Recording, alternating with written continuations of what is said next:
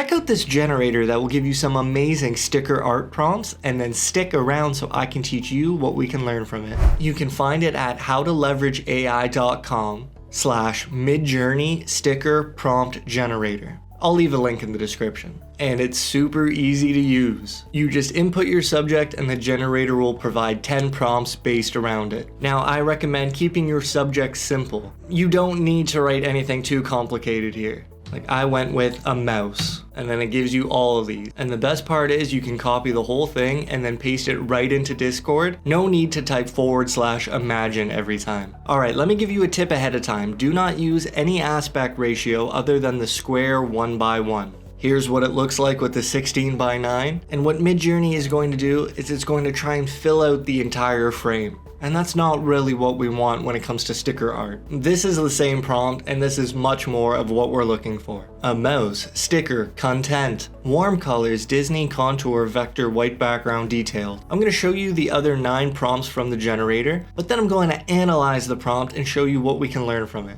Oh, these are gorgeous. You can see how happy they are, and that comes from the word joyful, but also cool colors is what brings in that rainbow palette. Oh, these are crazy. Adorable, sure, but geometric, that's the big one. That's what divides it up into these little pieces. These are the most simple of the bunch, I'm sure, and that comes from the word minimal. Art brew style is going to bring you these very intricate designs inside of your sticker. The word detailed also affects that. Oh, these are great. Electric colors also will give you that rainbow vibe. Oh, here's a good example of what primary color can get you. A very, very simple yellow, blue, and red. Number 2, that's pretty great. Muted colors I like a lot, and I think it works really well for a mouse in particular.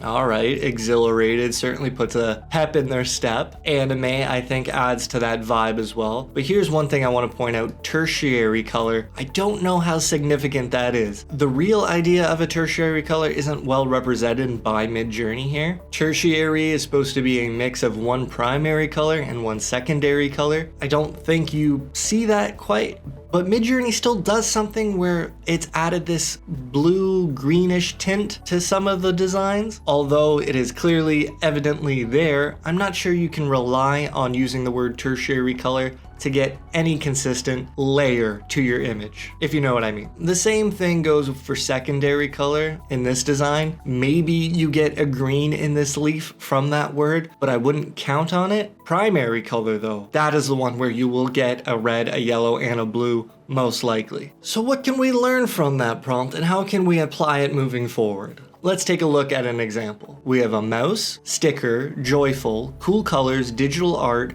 contour, vector, white background, detailed. And breaking that down, I believe we can find some sort of formula that we can then apply to different situations. But it goes something like this. Instead of a mouse, we have a subject. This could be anything you're looking for. Then the word sticker, definitely hugely important. Can't get sticker art without the word sticker. Then you include the mood of the prompt, followed by a style of colors. Now this is not red or blue or anything basic. This is your electric colors, your warm colors, your cool colors. Something that describes the palette of the scene. Next in the prompt, you'll have your art style, which would be something like digital art. Then the words contour and vector. I believe those are particularly important, but I'll go on to show examples of what these prompts look like with and without those words. The last 2 things you need is a colored background. I recommend white or black, but I suppose you could choose any color you want. And the last thing to include in your prompt is the level of detail. This would be something like the word detailed, or you could use a word like minimal or intricate, something along those lines. For the record, some of the moods that you could include are content, joyful, adorable, lovely, cute, blissful, energetic, exhilarated. Now those all describe kind of one spectrum of a mood, but you can include the other side of anger and spite, really any mood you can think of. As far as style of colors go, we're talking warm colors, cool colors, satin colors, dark, muted colors, electric, primary, and then as far as art style, I think when it comes to sticker art, I would recommend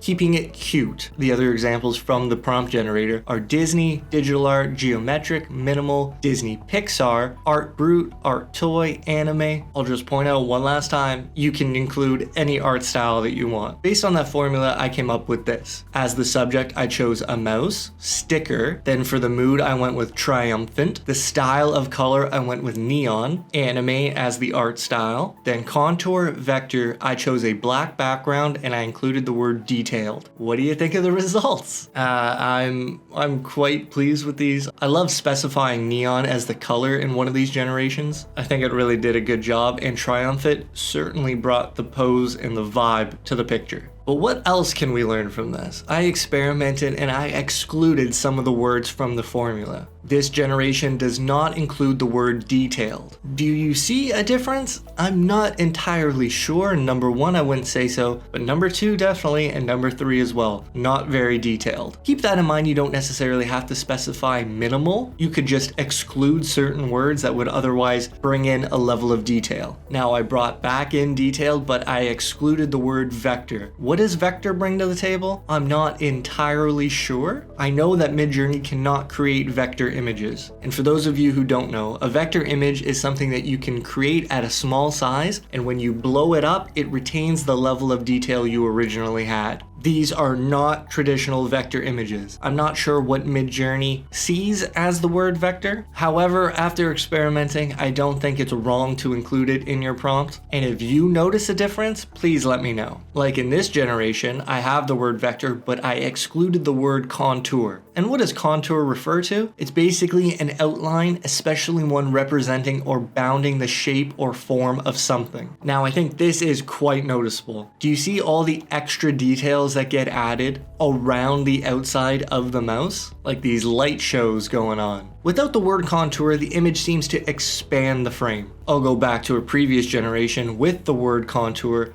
You'll notice it's all kept in a formal shape. I think you could argue that didn't happen in number 3, but in number 2 and number 4, it's quite clear what contour brings to the table. In here, I actually excluded both words, contour and vector. Out of the 2 of them, I think contour is the most valuable, although you might like the design of something that isn't restrained. However, if you were actually making a sticker, a real world sticker, these images would be pretty hard to produce in real life in terms of the cropping that needs to go on. Like in number 2, it would be pretty hard to get this shaped as a sticker. Number 3, I think you could crop. Number 1, you could crop. And honestly, number 4, you could crop as well. But I think if you're using this prompt practically, I would include the word contour for sure. Alright, I've got 2 more lessons for you, and the first is regarding the stylized value. I would claim this as a master tip. Use the stylized value. And as a side note, you can write the stylized value in your prompt in 2 different ways. The first is --stylize space and then a number, but you can abbreviate that to --s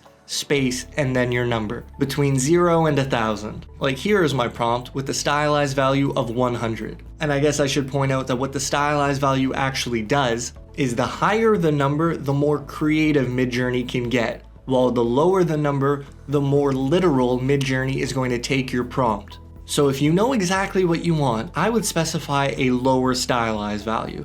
However, if you're using some vague terms, or you just want to see what Midjourney is capable of, bump up that stylized value and you'll be in for a treat. So here's my prompt with a stylized value of 100. I think most people would point out that a lower stylized value is going to create some uglier images, but the beauty is in the eye of the beholder, and you might like what you see. Here it is with S500. I'd say these are already pretty different than what you would get without specifying the value. I like number 1, I like number 2 that he's kind of holding up a neon sword, and number 4 is pretty strikingly beautiful. But look at what the stylized 1000 can get you. Now there are over 4 billion seeds in Midjourney, so it's kind of hard to make any definitive claims about a certain parameter. However, in my experience, I really do recommend a high stylized value. You can get some sick stuff. Like I like number 2 a lot. And you know what, number 3 as well, I like that. Speaking of seeds, here's my last lesson for you. And how do I put this? Your seed number is tied to your specific prompt. Meaning, if you write a long prompt and include a seed number, you're going to get a specific picture. And whenever you re-roll that that prompt, you're going to get basically the same picture, 99.9% the same, when you include the same seed number. However, if you change the wording just a little bit, even if you include the same seed number,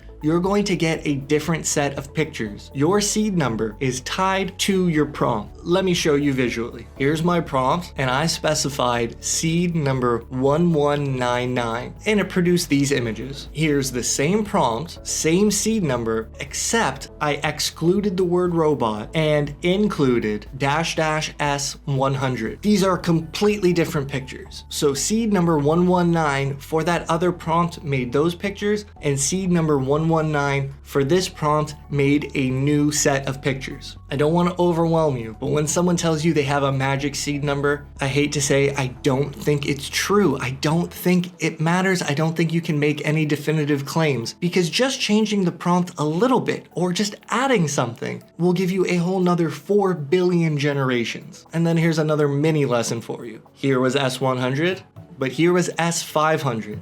Same seed number, and you can see it's literally the same picture. Here is stylized 1000 with that same seed number. So when you specify a seed number, the stylized value basically loses all of its power. That might be a little overwhelming and a lot to take in. Let me go through a quick recap. I want you to use that sticker prompt website to get a good spread of generations, but remember the formula. You're looking at a subject, the word sticker, a mood, a style of color, an art style, the words contour and vector, a specific colored background, probably black or white, and then include a level of detail. And the last thing to remember is that you can include different stylized values to really spruce up your photos. However, don't include a specific seed, or the stylized value is not going to get you anywhere. Leave a like on this video if you learned something new. I hope you're doing well, take care, and I'll see you next time. Peace.